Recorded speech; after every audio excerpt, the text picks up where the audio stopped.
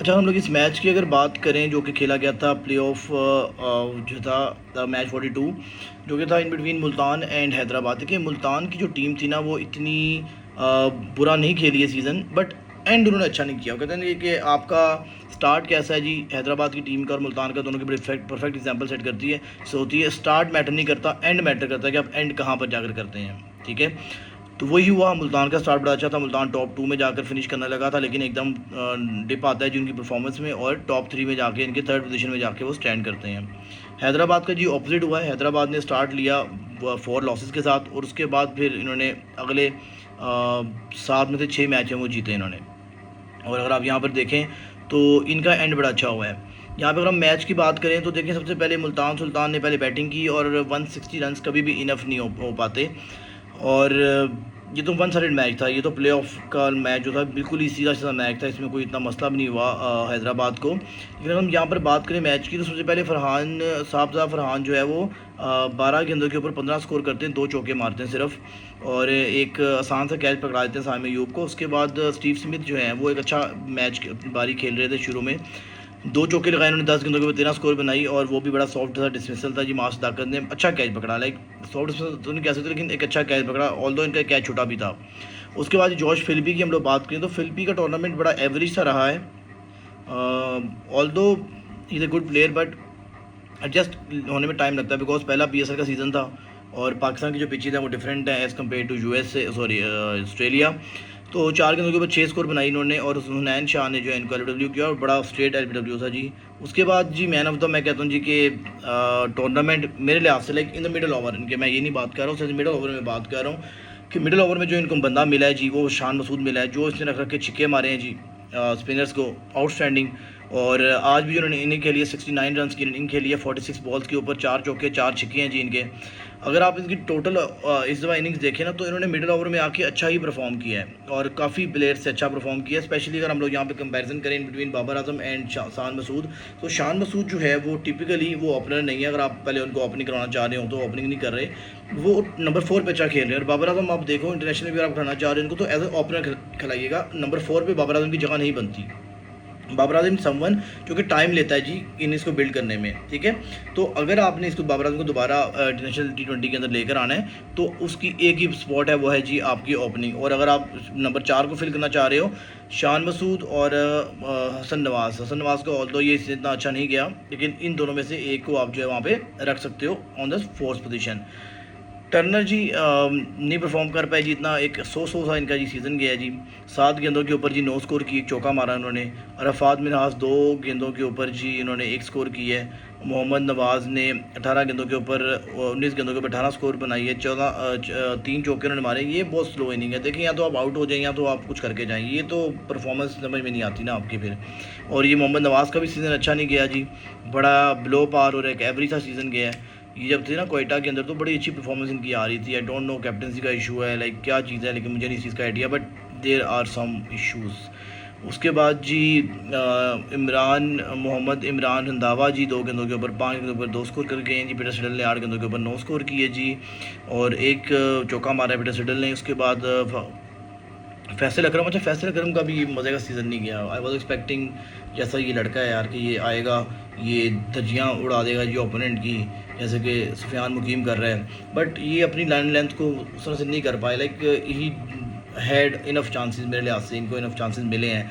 5-6 games इन लोगों को इनको मिली हैं, और मोमिन को भी मिली है 5-6 गेम्स, बट वो कैश इन नहीं कर पाए इन 5-6 इनिंग्स को। और बैटिंग की तो हम बात नहीं करें, बॉलिंग की बात करूँ कि बॉलिंग बड़ी सो बिलो पार सी परफॉर्मेंस रही इनकी। इसके बाद हम लोग बात करें मोहम्मद इस्माइल की, तो इस्माइल ने 2 गेंदों के ऊपर 1 स्कोर किया जी, और इस तरह से जो है वो मैच वाइंड अप हुआ जी। लाइक मुल्तान सुल्तान की इनिंग्स वाइंड अप हुई। बॉलिंग की बात करें तो मोहम्मद अली जो है वो एक अच्छा जो है प्रोस्पेक्ट बन के आ रहे हैं, लेकिन इंटरनेशनल में मुझे नहीं लगता कि कुछ लंबा देर तक अच्छा कर सकेंगे। और इसमें जो है मोहम्मद अली ने 4 ओवरों में 34 स्कोर जी दिया है, 2 विकेट्स लिए इन्होंने। उसके बाद आकिफ़ जवेद जो है वो 4 ओवरों में जी 30 स्कोर 2 विकेट्स, और हुनैन शाह जी 4 ओवरों में 31 स्कोर 2 विकेट्स। साइम अयूब जो है 4 ओवरों में 23 स्कोर और 1 विकेट है जी। उसके बाद ग्लेन मैक्सवेल 3 ओवरों में 28 स्कोर और 1 विकेट। उसके बाद हसान खान है जी, जो ऑस्ट्रेलिया चले गए हैं, ऑस्ट्रेलिया की तरफ से एज ओवरसीज़ खेल रहे हैं। अब 1 ओवर में 11 स्कोर जिन्होंने दिए है। यहाँ तक तो वजन बात ख़त्म हो गई जी 160 चेस करी थी, 160 भी हो गई शान मसूद की वजह से, अदरवाइज़ ये तो 120-30 पे बुक हो गए हुए थे। 5-6 विकेट उनकी ऐसी उड़ गई हुई थी जैसे पता नहीं ये लूडो खेलने आए हुए हैं। तो बस एनी हाउ जो भी अभी इन लोगों की परफॉर्मेंस रही है, वही बात है जी कि आपका एंड मैटर करता है जी, स्टार्ट मैटर नहीं करता। स्टार्ट जितना मर्जी भोंगा कर दो, एंड आपने अच्छा कर लिया तो यू आर ऑन टॉप, जैसे कि इस टाइम पे हैदराबाद है जी। उसके बाद जी बैटिंग की बात करेंगे जी, हैदराबाद की बैटिंग आई तो हैदराबाद ने कहा जी कि हम तो भैया नहीं छोड़ेंगे जी आपको, हम तो पता नहीं कौन कौन से बदले उतारेंगे आपसे। माँ सदाकत जी 33 बॉल्स के ऊपर 64 रन बनाते हैं, 4 चौके 4 छक्के जी। मानस लबूचा ने जबकि उन्होंने ओपनिंग की पोजीशन संभाली है ना, तो थोड़ी स्टेबिलिटी आई है इनकी टीम में। अदरवाइज़ साइम अयूब तो इतना अच्छा नहीं कर पा रहा था, और माँ सदाकत को तो ये करो या मरो, सीधी सी बात है। वो मारता है, वो नहीं देखता भाई क्या हालात है क्या नहीं, लगता नहीं तो फिर अल्लाह हाफिज़, सीधी सी बात है। यहाँ तो शाम तक या फिर चांद तक इनके तो ये हालात है। तो लेकिन मानस लबूचन ने आके 2 से 3 50 मारी हैं, डेट वाज वेरी इंपॉर्टेंट। वहाँ पे जाके क्रूशल नॉक उन्होंने जो है खेली और अपनी टीम को जितवाया, वहाँ से मोमेंटम मिला। मेरे लिहाज से मानस को जितना क्रेडिट देना देंगे हम लोग उतना कम होगा, because he led team, and specially जब 4-0 से, यानी कि 4 में से 4 मैच हार गए, वहाँ से यहाँ तक आना, प्ले ऑफ तक का सफ़र, it's a very big achievement जी। उसके बाद हराना भी एक अच्छी टीम को, मुल्तान सुल्तान कोई हल्की टीम नहीं थी। इसके बाद फैसल अकरम था, इसके बाद इस्माइल तो ठीक है, एक एवरेज था बॉलर है।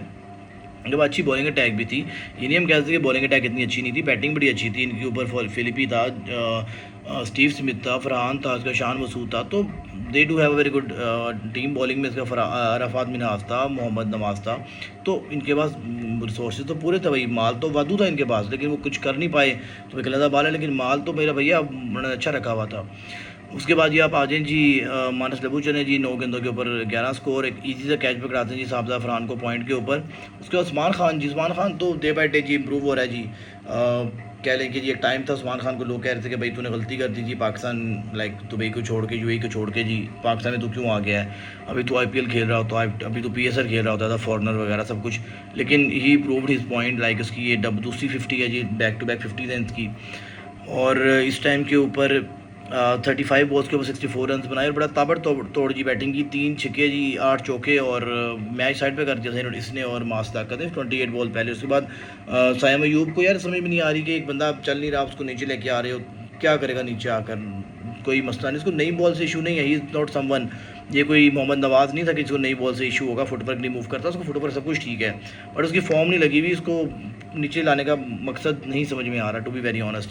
15 स्कोर की, ना कोई चौका मारा ना कोई छिक्का मारा, बट चलें एनी हाउ, नो डाउट जाना भी एक कॉन्फिडेंस होता है, शायद हो सकता है वहाँ से कुछ गेन कर लें जी ये, बट अदरवाइज़ हालात जी माड़े इनके। इनके पास जी एक जो मुझे मसला नज़र आया ना, वो इरफान खान नियाज़ी ने बहुत डिसअपॉइंट किया जी। लास्ट मैच में, इससे पहले जो मैच था पहली गेंद के ऊपर आउट हो गया, वो तो शुक्र है ग्लैन मैक्सवेल चल गया जो करा कुछ के मैच बचा लिया इन्होंने। अदरवाइज़ तो पिंडी के ख़िलाफ़ तो ये तो बहुत बड़ी पोंगियाँ मार मार के आउट हुए हैं यार, ये तो इरफान खान नियाज़ी। और दूसरी बात ये कि अरफात मिनहास की बात करूँगा मैं, मुल्तान की तरफ से, उसकी परफॉर्मेंस आहिस्ता आहिस्ता डिप की है जी। हालांकि बड़ा अच्छा खेल रहा था शुरू में, इसने अच्छी बारियां ली, ऑल दो छोटी बारियां थी लेकिन मज़े की बारियां थी इसकी। अच्छा जी, हम यहाँ बात करेंगे जब बॉलिंग की थी, बॉलिंग में इमरान रंधावा को जी 2 ओवरों में जी 20 स्कोर पड़ी, कोई विकेट नहीं मिली। उसके बाद जी Mohammad Ismail 2 over 22 score 1 wicket. Peter Siddle को मार पड़ना शुरू हो गई। ये तो बात रहा हूँ कि मुल्तान सुल्तान ने बड़ा अच्छा स्टार्ट लिया था, वो ख़राबी यहाँ पर आई कि उसके बाद इनका अरफात मिनहास का डिप आ गया, स्टीव स्मिथ का एकदम डिप आ गया, इतनी परफॉर्मेंस नहीं आई। वो एक 100 मारी भी है जी साबजा फरहान ने, उसके बाद कोई इतनी बड़ी परफॉर्मेंस नहीं दिखा पाया साबजा फरहान भी।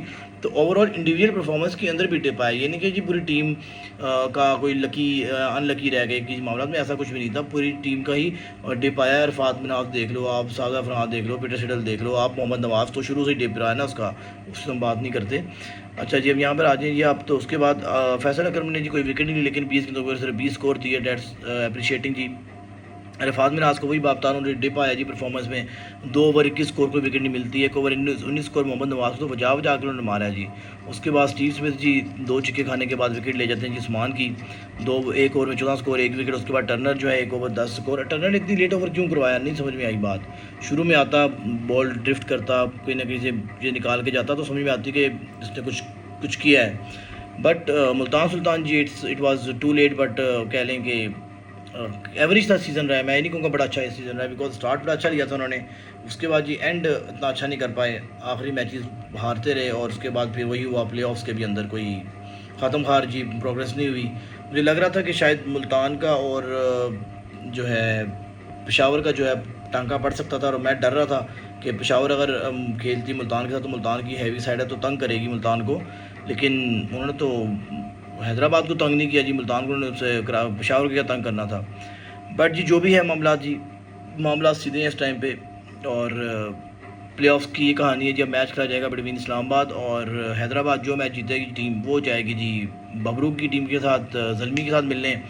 और ज़ल्मी ने अपनी तैयारियां पूरी कर ली हैं, डैरेन सैमी को बुला लिया, नहीद राना को बुला लिया, उसका जी आयो जीते छा जाओ। तो जी दिल तो कहता है जी, दुआ भी करते हैं दिल से कि जी बाबर आजम की टीम जीते। जी बाबर आजम ही is someone who very like लोग deeply deserve this trophy and उसने अपनी टीम को बड़ा अच्छा लेड किया है। एंड इंशाल्लाह अब आपसे मुलाकात करेंगे जी अगली वीडियो में अगले मैच के साथ। अल्लाह हाफिज़।